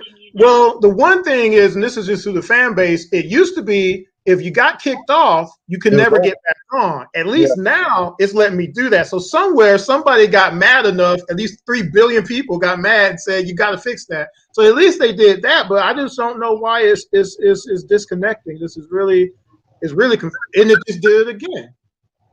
I guess, I guess I have to leave it alone. Fortunately, I won't be able to do anything live as far as the radio portion. At least we have the live stream. I'm not going to try to get back on anymore. Because I wanted to hear John call back in to give us his Falcon thoughts, being that that's his real area of expertise when it comes to Atlanta sports. So that's quite unfortunate. I don't want to try it no more, but I do want to go ahead and get to the UGA portion of the show because it's right at 11:30. I got all this stuff timed tonight. Let's see if I can find it. And that's the thing. That's the reason I even noticed it, because I was about to play the UGA thing, and then I saw, oh wow, we're kicked off again. So it's all good though. UGA, we had a big game with South Carolina, right? And it's a big game because every game is big, obviously. But I'm just saying. But we were down in that game, and it was looking dire for a minute. Okay. South Carolina came to play, obviously, right? I don't know. Should I try it, Jordan? I do got it queued up. At halftime, Coach Kirby had some words for his team. So, Jordan, let me know in the first few seconds if you can hear it at all. If you can, I'll let it play. If not, I'll stop it, okay? Jordan? Okay, what's going on? I don't hear it. No. Oh, I hadn't played it yet. Just let me know if you can hear it. I was shaking my head. Yeah, I got you. Oh, okay, I didn't see that. I had moved the screen already. My bad. All right, here we go. Let's try this. This is what we train for. This is what we work for. This is who we are. We sat right here and we had an identity game against Missouri on the road. You know what? It was very similar to this. It was very similar. It was sloppy. It was nasty. It wasn't pretty. And then we came out and we found a way. We always said it would not be pretty. Here's the goal for the second half. We're going to get about 6 possessions on offense. 6 possessions, okay, including the first one. We're going to score on 4 of them, okay? They might score once more on defense, but that's it. You understand? And we're going to win the game. We're going to come back in here and have a good time. How we can get better. This is what I need. This is what I need. Everybody listen. We win one moment at a time. What's the first moment? Kickoff return. Georgia is trailing. It is not how things usually go in Athens. What's the next moment? The first play on offense. Mack wants to throw deep. He's got Rara. Not the drive, the first play. And Rara makes the catch. We're going to win one moment at a time because we're not outcome related. We're not worried about the outcome of that play. We're worried about winning a moment, Ernest. Can I win one moment? Then everybody look at that attack and say, one more moment, coach. You say one more moment for us. We say it. One more moment. One more moment. Marcus, one more moment. You got me? You look me in the eye and tell me, Rara, it's going to be one more moment on the fade. One more moment, and we go kick their ass about how we play. Let's go. Man, I'm telling you, I've never played football. But Kirby got me wanting to get out there and help out a little bit, right? They're lucky that there's nobody. Oh, wow, that was awesome. Right now. Jordan, hold on. I can't hear you for some reason. Why can't I hear Jordan? Can you hear me now? Testing 1, 2, 3 for Jordan. Can you hear me now? Oh, that's why. Okay, go ahead, Jordan. Man, it's lucky that there's no one in my vicinity like walking by, because I might have just jumped out of here and just hit him real quick, man, because that's just how motivated that had me, okay? Ladies and gentlemen, what you just heard right there is the best coach in college football today. I don't care about no Nick Saban. I don't care about nobody, Dabo Swinney. I don't care about none of that. That's the best coach in college football today. And when it's all said and done, he will go down as one of the best coaches in college football of all time. Matter of fact, if you look at his record through this point in his career, his numbers and number of championships is almost identical to Nick Saban. Okay, so and he's just getting started, ladies and gentlemen. Getting started. And the crazy thing is, I think Alabama fans are starting to see the end. We know Alabama's already lost a game this year to Texas. They struggled to beat South Florida this past week. And so I was hearing some talk on Twitter where Alabama fans really thinking that they're going to get Kirby Smart after Nick Saban retires. Yeah. Out of your everlasting mind. Okay? Kirby Smart is a dog. Kirby Smart played college ball here. Kirby Smart almost left Alabama to become Mark Richt's defensive coordinator and had to be talked out of it. That's how much he loves the University of Georgia. This is his dream job, ladies and gentlemen. He don't have no desire to go to the NFL. And he certainly ain't going to no Alabama, okay? Kirby Smart will retire here as long as this athletic department does right by him. You know what I mean? And so you get those thoughts out of your head, ladies and gentlemen. Kirby Smart's here to stay, and he will bring more championships to UGA. Now, as far as that South Carolina game, we're down 14-3 at the half. Have had a little bit of sleepy starts to games, especially when the game kicks off earlier in the game. So I like to see them, like the Falcons, get off to some faster starts. Well, the one thing about that game, it was raining pretty good in Athens during that ball game. And the last time we lost to South Carolina was a similar type game where it was raining. He was more talking about the Missouri game, which was a similar situation, and we came back and won that game. But it's so crazy that, he just came out and said, look, we got 6 drives, and we're scoring on 4 of them. And they might score one more time, which they didn't. But that's it. They didn't score the whole second half. Defense said, okay, that's enough of that, and y'all not scoring. So gotta love Coach Smart, man. Love when those speeches are leaked or whatever, because, man, they're always so motivational and so intense. And, man, it's just a great coach, man. And I tell you what, people are looking at this team and saying, well, they're not. Even though, we beat the first 2 cupcakes pretty bad, even though we kind of started maybe a little slow and a little sleepy. But the thing of the matter is, a great team is not just about blowing your opponent out every single week.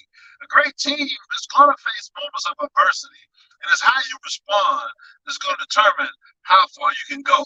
And that was the first test of adversity, test pass. And so I'm looking forward to seeing, what we're going to do going forward. And I still believe we can get this 3-peat done, sir. Next 3 games, UAB, Auburn, and Kentucky. So UAB and Kentucky are in UGA. Auburn is on the road. So I don't know if people want to just skip UAB and say, okay, Auburn is going to be our first actual test, possibly, I guess. But South Carolina was a test, so I don't know if you want to say that anymore, right? So we gotta look at this a little bit different, because remember, we virtually have a remodeled team based on all the people that went to the NFL. Whole team went to the NFL the last 2 years, so literally have a brand new team, literally. So you have to look at it just from the adjustment point and people getting used to their new roles and taking their responsibilities as serious as possible to say, you're the guy. You're the guy here. You're that defensive lineman now. You're that quarterback. You're the new running back. You're the wide receiver. The only old person that's still here is Brock, right? And people know that on the other teams. So you know they're trying to quadruple team him at this point right now. So everybody has to definitely step up on a regular basis and do it often to offset that a little bit. But yeah, a lot of people now, a lot of people initially were saying, well, Tennessee is going to be that one team. I don't think that's really the case anymore either.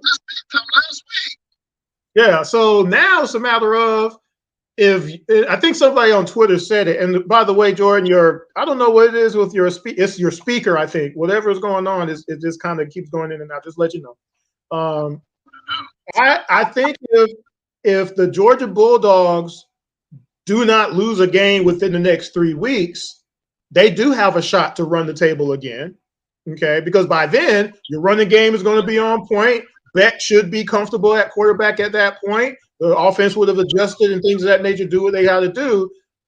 You might not beat this team. And if that happens, guess what? They're back in the college playoff again. Now, in this case, the college playoff is, I don't know who's going to be in it. Is it going to be Michigan? Is it going to be is Ohio State finally going to beat Michigan? I don't know. Maybe Michigan won't be there because Ohio might actually beat them this time. Or whoever it might be, this could be as vulnerable as a UGA team has been over the last 2 years because of the dissipation of talent from a year ago. However, if they get into a groove, all these players who are really good actually will feel that they can go undefeated as well. And then it might not matter because at the end of the day, they are talented. They got talent all up and down the lineup.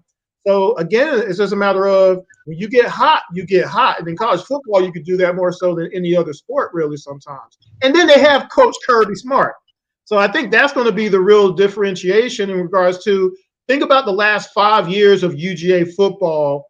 How many national championships have we been in? How many bowl games? How many, SEC titles, the whole 9 yards as compared to the last 30 years or whatnot? Yeah, we're going to be the contender pretty much as long as Kirby is here. And yeah, that's absurd for those Bama fans thinking that when Coach Saban finally retires, that Kirby's going to march back over there. No, there is no. Kirby Smart might be the first person to get like a $25 million a year contract. Doggone it. Okay, that's what we're going to right now with Coach Smart. I think I don't think that's possible. I guess, but you never know. But he's going to get everybody here. Like the whole state of Georgia is going to want to go to UGA because they know they got a legit shot to win a national championship. Like this is going to be the new title town. Athens will be, right. So I think everybody should be excited. They do have a chance to repeat, which has it been done before? I'm trying to think off the top of my head. I didn't look it up, but three-peat's never been. I don't think anybody has three-peated in college football, right? So way back in like another helmet days or something. Yeah, well, that's possible. But in a modern era, definitely it hasn't happened. Nebraska didn't do it. USC didn't do it. A couple other teams that had one back-to-back or whatnot. But UGA, if they were to pull off a three-peat, my goodness, it'll just be an unbelievable achievement, obviously. No Division I college football program has three-peated in over 80 years. Minnesota was the last team to do it, winning 3 consecutive titles from 1934 to 1936. So the 30s. So that was the Great Depression before World War II time period right there. So yeah, if the Georgia Bulldogs three-peat, yeah, everybody's going to want to come to Georgia. You'll never be able to get a ticket again. Basically, right? It's going to be crazy. Every quarterback in the nation will be trying to come to UGA when they graduate high school. So that's going to be pretty awesome. So that being said, I do have some scores to talk about because we do talk about Georgia sports. Because UGA is not the only team in Georgia. So you do have some other teams, and I'm gonna go through them real quick. And Jordan, you can follow up on some of these if you want. Quick note, man. Just gonna give a shout out, even though it's not necessarily Georgia related, it kind of is. I gotta give a shout out to Coach Prime in Colorado for starting 3-0. They had almost all of America up at almost 2:30 in the morning watching the Colorado college football game, which is just incredible. And sir, I will be getting me a pair of those Deion Sanders shades that they've been wearing after that coach made the comment about his mama taught him to take his hands in the shades also. Just want to give a quick shout out to Coach Prime and all those HBCU guys. I know we getting ready to go over a couple of HBCU scores.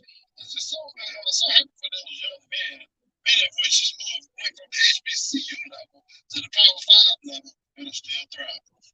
Exactly. Definitely a shout out to Prime. He's proven himself right. Jordan, just an FYI, your last little bit there almost faded out completely. I'm just letting you know, trying to make sure that you keep your thoughts, but I don't want to interrupt you, but couldn't barely hear you. I can hear you, but I don't know if the audience was able to hear you or not. Yeah, at this point, Chris, I don't know what to do except for we're so late in the show. Next time I gotta use my other phone and we'll try it that way because I don't know what else to do right now. So. Yeah, like I said, I just want to let you know it was happening. So real quick, there's one team that we really don't like to talk about on the show. If you've been a fan of the show for a while, it starts with a G and it ends with a T. It's off of North Avenue in downtown Atlanta. It's called Georgia Tech. They're 1-2 right now. They recently lost to number 15 Mississippi. They got blown out actually, 48-23. Georgia State is 3-0. They beat Charlotte 41-25. Clark Atlanta not doing too well. They're 0-3. They most recently lost to Savannah State. They were in a nail biter, 28-21. Fort Valley State is 3-0 so far. They recently beat Edward Waters in a nail biter, 34-33 by a field goal. As I just mentioned, Savannah State, they beat Clark Atlanta. They are now 2-1, 28-21. Morehouse is 0-3 right now. Albany State beat them 24-14. And aforementioned Albany State, they're 1-2. As I mentioned, they just beat Morehouse 24-14. So that's a run of the scores as far as teams that we probably going to cover on a regular basis. But if you're an alumni of a HBCU that we hadn't mentioned, or there's another school that you'd be interested in us covering as far as the state of Georgia, let us know and we'll throw it in there. Jordan, any remarks from any of those scores or teams that you follow? Obviously, Albany State is my school, my team. I was happy to see that they got that win. That game was actually played in New York City in the HBCU New York Classic. So that's an interesting note about that game. And you're right, it was Albany State's first win. They did lose the battle loss to State prior to that. And I can't remember who the first loss was to. I can't remember off the top of my head, but I remember being disappointed in it. But hopefully they're on track now. They got a brand new coach this year, so we'll see where they go from there. Speaking about Austin State, because that's another South Georgia school, I'm about to see exactly what they've been doing aside from beating my Albany State Rams.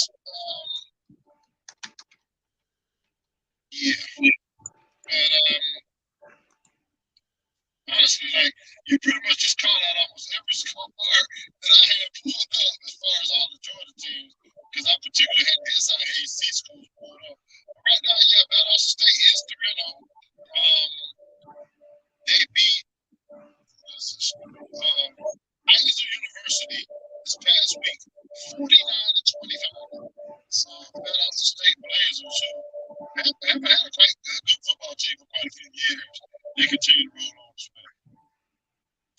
I think this year is going to be pretty cool for Georgia sports. The weather is cooperating for sure. And so, like I said, if you're an alumni or a recent graduate of one of the schools, definitely let us know. We'll try to carry it over because, hey, guess what? Some of these players are going to end up, in one of the other schools. And then some of them, you never know, could even get drafted in next year's NFL draft. You never know. So definitely keep up with some of these scores, these schools that we talk about, because you just never know who's next up.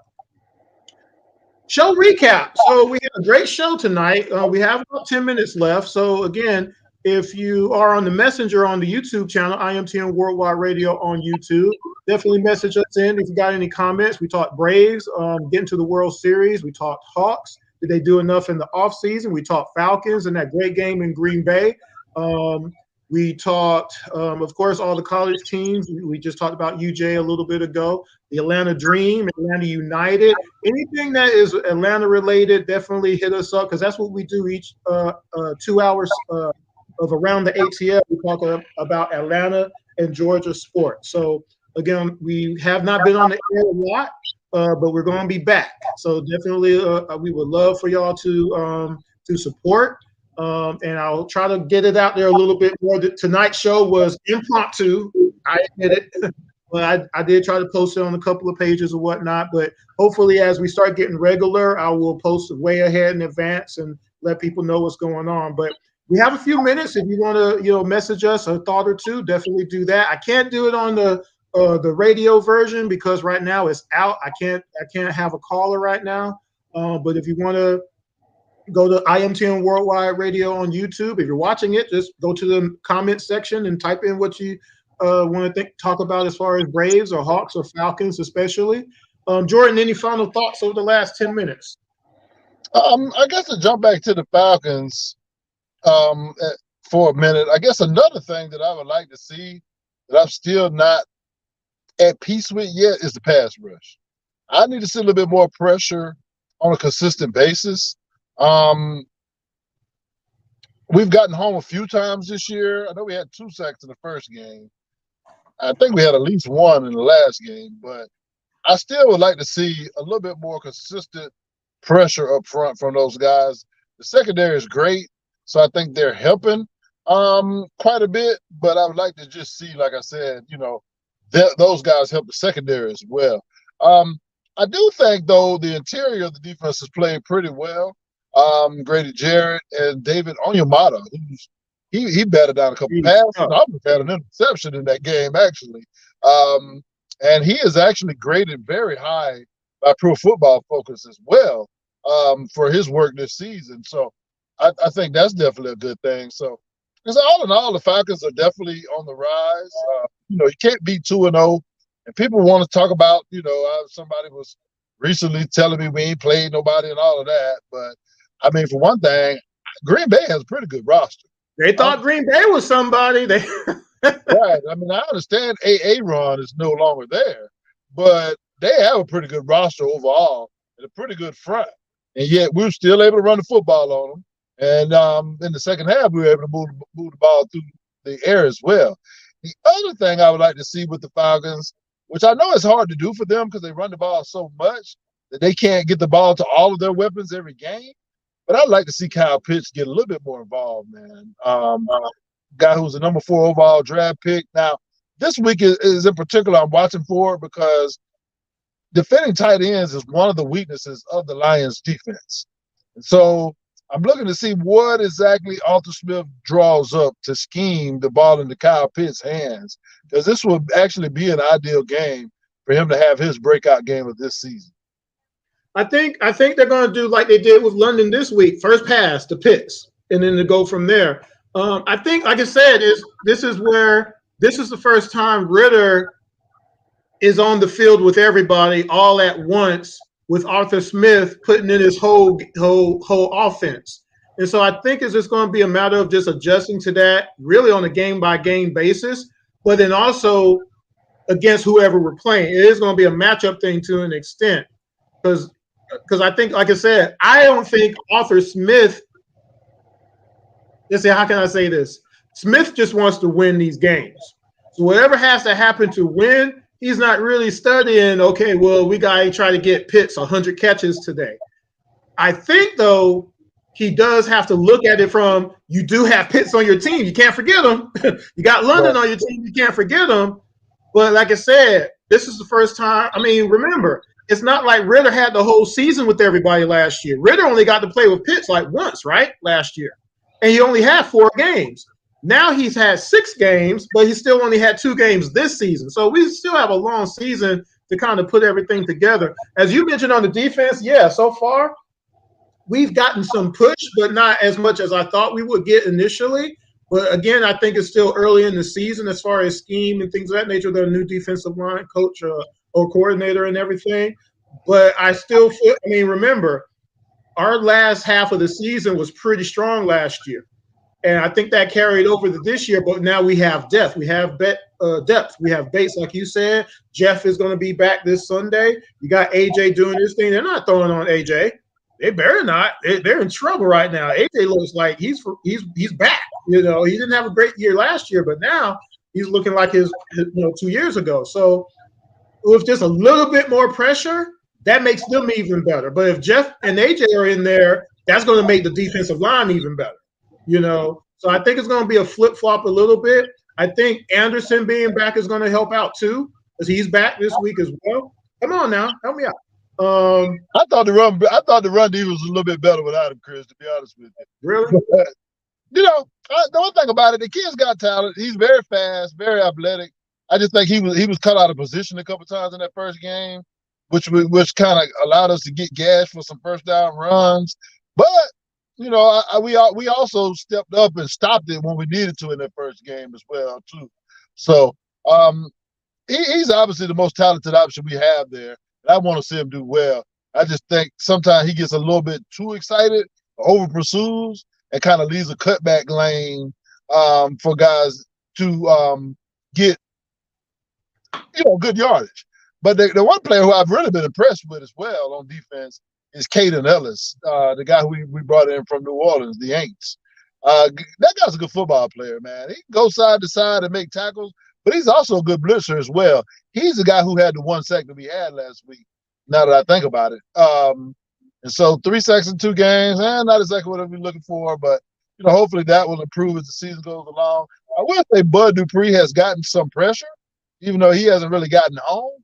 He has been in the face of opposing quarterbacks a few times this season. So that's something that's good to see as well. A couple of other things I want to point out. Mac Hollins, I like him as a number 2 receiver. I mentioned a couple of weeks ago, I think he could be the new Mohamed Sanu. And you see the type of catches he makes where he can go up over the top and get it. I thought it was ridiculous that they overturned that touchdown. For one thing, they called a touchdown on the field. And when you watch the replay, it's like he stood on his tiptoes for a good 2 seconds before he came down. So is that not a touchdown? The ball is broke the plane. Those toes hit the field and they were in the green. No matter what they say, he was in bounds. That 1 second after that his foot was out of bounds, his 2 feet were already in. So I don't know how they could have. I don't know how they made that call in good faith. That's all I'll say about that. Right. And the one last thing I wanted to mention that I was very pleased about seeing is I saw the Desmond Ridder get loose and actually start to use his legs when there was nobody, when there wasn't a good option for him to throw to. And he ran for a couple of first downs. All in all, he toted the ball 10 times for 39 yards, and he got a touchdown, and he scored a touchdown. So I think that is very important because you want him to be in the pocket and you want him to go through his progressions. You don't want him to be like Mariota, just bail out of there too soon and all of that. But what you want it to be is one of his progressions. Part of his progressions need to be, okay, is this receiver open? Is that receiver open? Is this receiver open? If the answer is no on all 3, then the next one needs to be, okay, is there a rule for me to run? And if there is, you take off. And so that was very positive to see. Because it is something he has in his arsenal, and you want to make yourself as tough as possible to defend. And by doing that, by using all of your abilities, that's exactly what you do. You make yourself much, much harder to defend. So that being said, I'm excited about this season. I'm hoping I can get to a game. Haven't been to Mercedes-Benz yet still. Hopefully that'll change this year. I'm excited about the Hawks. I'll be at a lot of Hawks games this year. I will be at the home opener, so I'm excited about that. Braves, World Series bound. I'm hoping to get some playoff tickets if they're not $7,000 a piece. We'll see. That being said, we're about to end the show. What is that right there? I was in Mercedes-Benz Stadium one time. It's me and my mom at a preseason game. That is so cool. She is very sweet. I hadn't seen her in a while. That's a good picture. That being said, again, make sure y'all are visiting imtmworldwideradio.com. Everything is on there. Make sure you subscribe to the IMTM Worldwide Radio YouTube channel. You can follow on Instagram and Facebook, IMTM Worldwide Radio. Make sure you do that and just support. And like I said, if you've been trying to buy around the ATL shirts and everything, make sure, give me a few days. I should get that fixed on the IMTMWorldwideRadio.com page, and you can start getting some hats and some coolers and all kind of cool stuff. Jordan, where can they find you on the internet, sir? Pretty much the best place to find me nowadays is on Twitter at Jordan23ATL. A lot of our listeners are there. They're very interactive, and so feel free if you got anything that you agree with from the show and want to talk about, hit me up on Twitter. If you got anything you disagree with, hit me up on Twitter. But if you disagree, better come ready with your facts, because I'm a stats guy and I will pull them up on you. One quick shout out to one of the Twitter followers. Shout out to Carrie Lynn. I saw her recently. She had attended her first Falcons game ever, and she doesn't live in Atlanta. And it seemed like she just had a great time. So very happy for her. Very happy to see that as well. Nice. And we're gonna get out of here. Jordan, you gotta do your ending. Also, thank everybody for listening to the show. As always, we're sorry for a few technical difficulties we had today. Don't worry, I'll be hitting up somebody from Blog Talk to follow these. That being said, like I said, thank y'all always for listening. I can't thank the podcast people this time, because there's going to be a podcast version. But last but not least, I want to thank God for giving me this breath that I breathe to talk about these Atlanta, these Georgia sports that I love. Peace out. A-time done. Be looking out for the next show. We're going to try to get regular, y'all. Like I said at the beginning of the show, I've been going through a lot with my family and deaths in my family and whatnot. But we're going to get regular really soon. So definitely hope to have a lot of y'all on board. And we talk all Georgia and Atlanta sports, y'all. So if you're a fan of one of these teams, you need to hit us up. Make sure you follow IMTMWorldwideRadio.com. Until next time, y'all take care. Peace.